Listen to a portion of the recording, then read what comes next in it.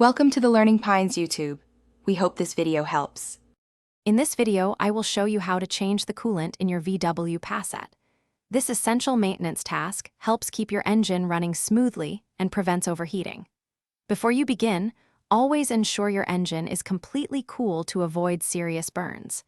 Gather all your necessary tools, such as a suitable drain pan and the correct type of new coolant. Remember to wear safety glasses and gloves for protection throughout the entire process. Now, let's get that old coolant out. First, locate the radiator drain plug, which is typically found at the bottom of the radiator.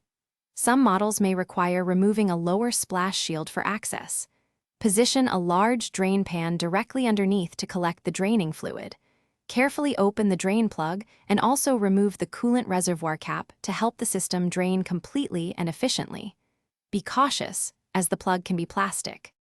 After draining, it's time to flush the system.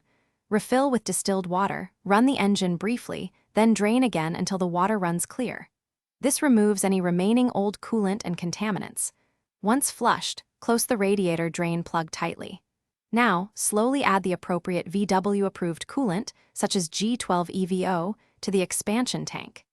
Ensure you use the correct type to prevent damage and mix it with distilled water if it's a concentrate. Finally, we need to bleed any air from the system. Start the engine with the heater on high and let it run until it reaches operating temperature. Squeeze the radiator hoses to help release trapped air. Monitor the coolant level in the expansion tank and top it off as needed until it stabilizes at the maximum mark. Once the air is fully bled, perform a final check for any leaks around hoses and connections. For more great deals, and to find the link for the Echo Dot smart speaker, check the description below. Thanks for watching. Consider subscribing if we helped you.